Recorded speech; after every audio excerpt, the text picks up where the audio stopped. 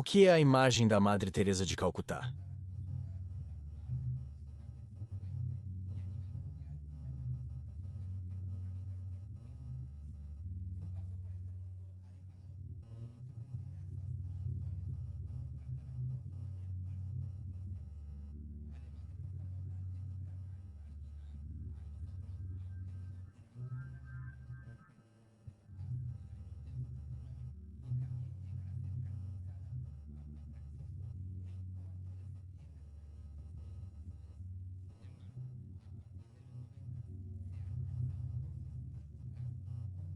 O que é a imagem da Madre Teresa de Calcutá? O que é a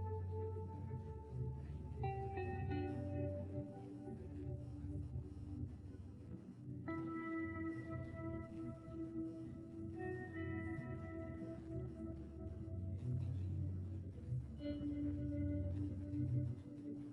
Madre Teresa de Calcutá? O que é a imagem da Madre Teresa de Calcutá?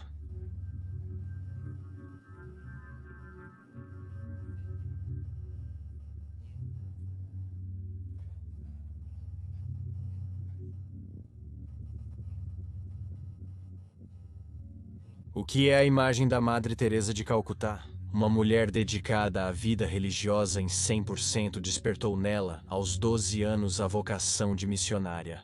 Ainda muito jovem, entrou para a Congregação Mariana das Filhas de Maria, lugar onde começou e aprendeu diversas atividades de assistência aos mais necessitados.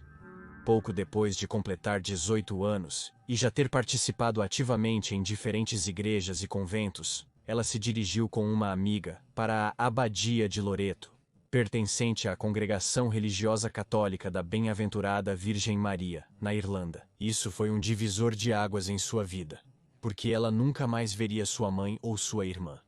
Depois de fazer seus votos de pobreza, castidade e obediência como freira, em 24 de maio do ano de 31, ela recebeu permissão para se transferir para o Colégio de Santa Maria, em Entally, a leste de Calcutá. Agnes decidiu ser chamada para o Congresso de Santa Maria em Entally, a leste de Calcutá. Ela foi chamada pelo nome que entraria para a história, ou seja, o que conhecemos, Teresa de Calcutá. Em 1937, e após fazer seus votos solenes, ao mesmo tempo em que ensinava no colégio do convento de Loreto, trabalhou por quase 20 anos como professora de História e Geografia, até que em 1944, graças ao apoio da comunidade, tornou-se diretora do estabelecimento. Agora, embora gostasse da companhia e do trabalho de professora que desempenhava no local, cada vez mais se impressionava e se perturbava com a extrema pobreza que imperava em Calcutá, e que via dia após dia.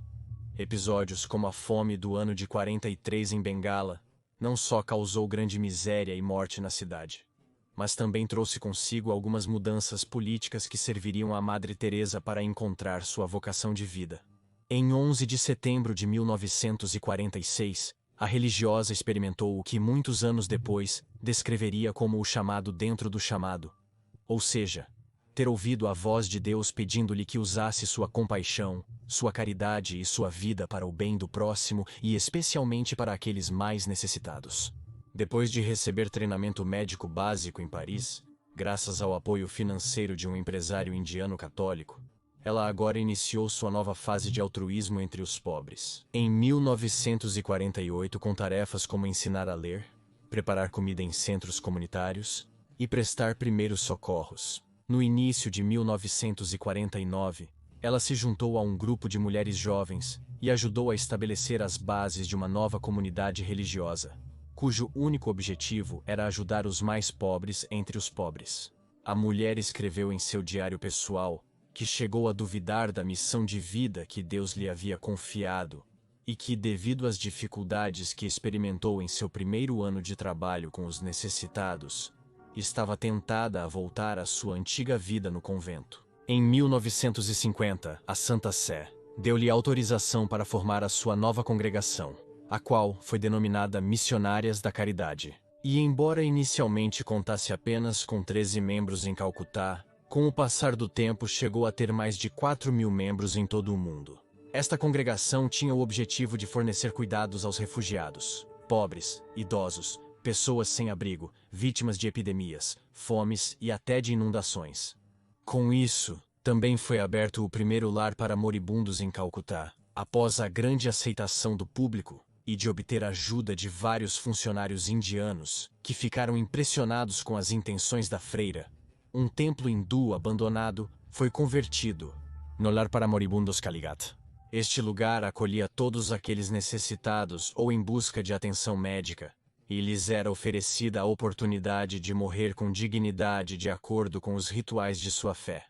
Já no ano de 55, e devido ao aumento de crianças abandonadas, abriu agora a instituição Lar da Criança do Imaculado Coração, lugar que ajudou a encontrar a milhares de crianças uma segunda oportunidade na vida. Já para 1968, e com uma imagem pública de uma mulher religiosa dedicada a Deus, a Madre Teresa havia inaugurado estabelecimentos em muitíssimas partes do globo, desde Roma, Tanzânia, Áustria, Venezuela, Ásia, África, Europa e até nos Estados Unidos. Entre 26 de março e 16 de dezembro do ano de 1971, ocorreu a Guerra de Libertação de Bangladesh, ou seja, o confronto bélico entre a Índia e o Paquistão, em que ocorreram abusos morais a grande parte da população civil, especialmente a mulheres. Desde abusos por parte dos soldados de ambas as nações, assassinatos a sangue frio e infanticídios. Por isso, a Madre Teresa, juntamente com suas irmãs religiosas, numa tentativa de ajudar, estabeleceram lugares para fornecer ajuda e prestar os cuidados necessários. Ao longo da década de 80, tentou ampliar a presença de suas organizações pelos países com ideias comunistas e que se recusavam a aceitar a ajuda. Visitou a República Soviética da Armênia, por exemplo, após o sismo de 1988 em Spitak, e se ofereceu para prestar apoio. Além disso, também viajou para a Etiópia e Chernobyl, motivo pelo qual recebeu a Medalha de Ouro do Comitê Soviético da Paz, que vale ressaltar que a União Soviética era considerada uma nação ateu naquela época.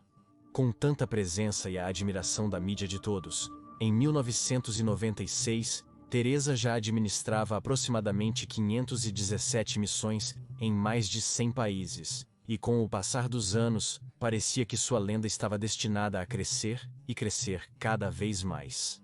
Os ajudantes da freira passaram de 13 para milhares, colaborando em mais de 540 centros de trabalho em todo o mundo. Mas o tempo não perdoa ninguém e acaba nos alcançando a todos e cada um de nós. Depois dos anos, sua saúde foi se deteriorando cada vez mais a um ritmo acelerado. Por exemplo, no ano de 83, sofreu um ataque cardíaco em Roma durante uma das visitas ao Vaticano. Após um segundo ataque em 89, foi necessário que a religiosa recebesse um marca-passo artificial. Depois, ou finalmente em 93, foi internada de emergência no Hospital das Nações Unidas, devido a uma congestão pulmonar que lhe causou uma febre alta. No dia 13 de março de 97, devido a tantos problemas de saúde, decidiu renunciar como chefe das Missionárias da Caridade. Assim, a Madre Teresa de Calcutá faleceria em 5 de setembro do mesmo ano, aos 87 anos devido a uma parada cardíaca. O governo da Índia concedeu-lhe a grande honra de um funeral de Estado, e como parte deste, como se chama? O quê? Seu caixão foi transportado por toda a cidade na mesma carruagem em que foram transportados os restos de Mahatma Gandhi e outras figuras deste calibre, para você ter uma ideia. Como você pôde ver nesta pequena introdução que acabei de dar sobre sua biografia, o impacto que causou em todo o mundo é fácil de entender. Mas, dito tudo isso, alguém se atreveria a ter dúvidas sobre uma das mulheres mais influentes do século XX? Pois bem, o problema, como comentei no início, é que em meados dos anos 90, a credibilidade desta mulher começou a se desmoronar após várias acusações.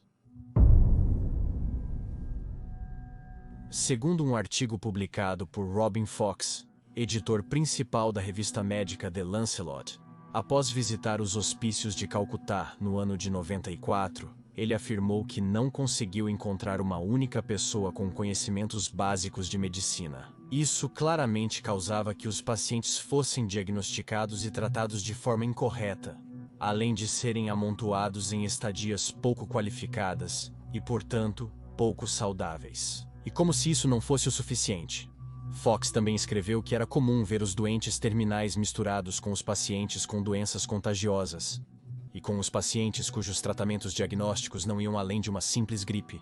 O curioso é que essas afirmações foram respaldadas 2 anos depois por Mary London, uma pesquisadora de bastante prestígio, no British Medical Journal, além de atuar como voluntária da Congregação da Freira em Calcutá. Ela não apenas confirmou o que Fox mencionou, mas descreveu uma série de práticas aberrantes por parte da congregação e dos supostos médicos. Coisas como a reutilização de agulhas hipodérmicas em vários pacientes, a negação de analgésicos e as horríveis condições de saúde dos hospícios. Além disso, algum tempo depois, em 2013, em uma revista extremamente exaustiva que cobria 96% da leitura sobre a Madre Teresa, um grupo de acadêmicos da Universidade de Montreal interessados em revelar a verdade, reforçou a crítica anterior, detalhando, entre outras questões, a prática missionária de simplesmente cuidar dos doentes glorificando seu sofrimento, em vez de aliviá-los, além de seus duvidosos contatos políticos, sua suspeita gestão das enormes somas de dinheiro que recebia e seus pontos de vista excessivamente dogmáticos em relação ao aborto, contracepção e divórcio. Quando essas críticas chegaram a diferentes meios de comunicação, começaram a ser observadas e começaram a questionar as motivações do Vaticano por ignorar a massa de ataques. Por isso, o estudo concluiu que a imagem sagrada da Madre Teresa, que não resiste à análise dos fatos, foi construída e que sua beatificação foi orquestrada por uma campanha efetiva de relações com a mídia projetada pelo convertido católico e jornalista anti-aborto da BBC, Malcolm Muggeridge. Como você já ouviu no início do vídeo, um dos maiores detratores da freira foi o jornalista e escritor britânico Christopher Hitchens, que também foi responsável por cunhar o apelido de Anjo do Inferno, obviamente para se referir à Madre Teresa. Segundo Hitchens, a madre dizia a todos os membros de sua ordem que secretamente tinham que batizar os pacientes em estado terminal, tudo isso sem levar em conta a religião que professavam. Susan Shields, uma ex-integrante dos Missionários da Caridade, escreve o seguinte: as irmãs eram obrigadas a perguntar aos pacientes em perigo de morte se queriam um bilhete para o céu.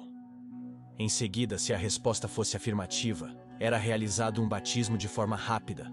Mas se não fosse assim, a irmã tinha que fingir que estava refrescando a cabeça do paciente com um pano úmido, enquanto na verdade, estava batizando-o, dizendo em voz baixa as palavras necessárias.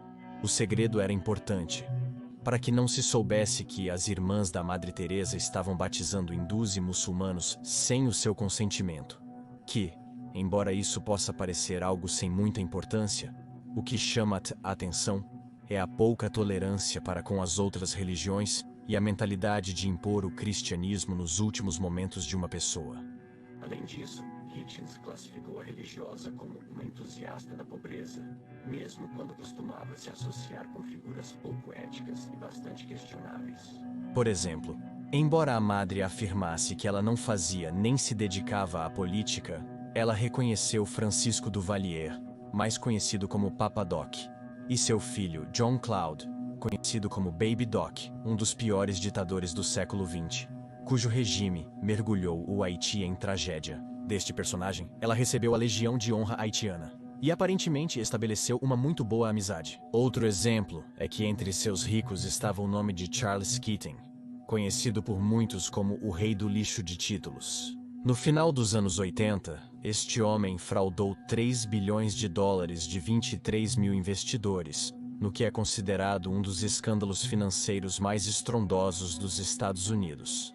Como você pode deduzir, Keating doou milhões de dólares para a Madre Teresa, e também se sabe que nas ocasiões em que a religiosa visitou a América do Norte, ele se ofereceu generosamente para emprestar-lhe cerca de 10 jatos particulares.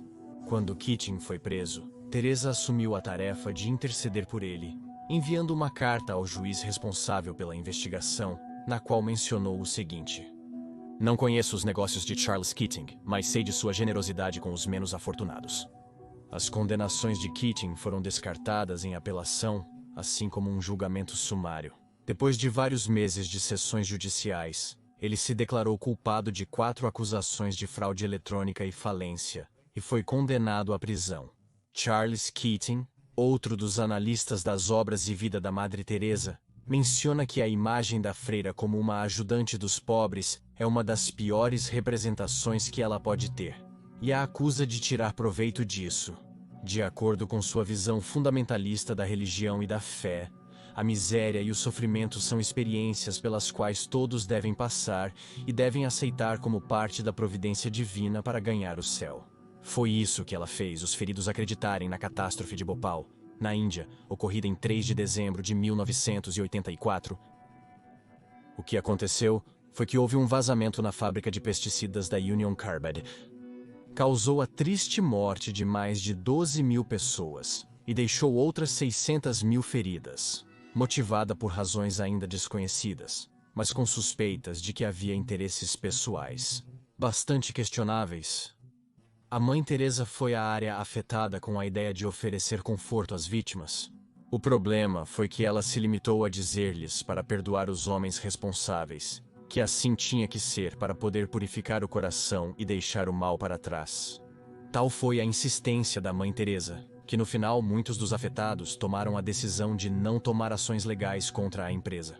Ou seja, graças aos conselhos e palavras da religiosa, ficou quase impune uma das maiores tragédias na história da Índia. E digo quase impune, porque a única coisa que aconteceu foi que 8 trabalhadores da empresa foram condenados a 2 anos de prisão e ao pagamento de multas ridículas de aproximadamente entre 8.000 a 10.000 euros. Neste aspecto em que o verdadeiro trabalho da missionária pode ser considerado obscuro, é impossível dar um número ou calcular com precisão quanto dinheiro a congregação acumulou ao longo dos anos. E graças às diferentes associações e poderosos políticos que desinteressadamente doavam o que se suspeita serem quantias milionárias. Quando o Lehman Stern Semanário, quando tentou investigar os números, o governo indiano recusou-se categoricamente a fornecer os dados, alegando que se tratava de informações altamente confidenciais. Por outro lado, a Fazenda Britânica também tentou, e desta vez foi o Banco do Vaticano, que por sinal é a instituição para a qual os fundos da comunidade foram transferidos após a morte de seu líder, que se opôs a revelar tal informação. Segundo as palavras de uma ex-trabalhadora da Ordem, cuja citação você pode encontrar no livro O Clube dos Execráveis, o valor das missionárias da caridade, apenas nos Estados Unidos, chega a 50 milhões de dólares.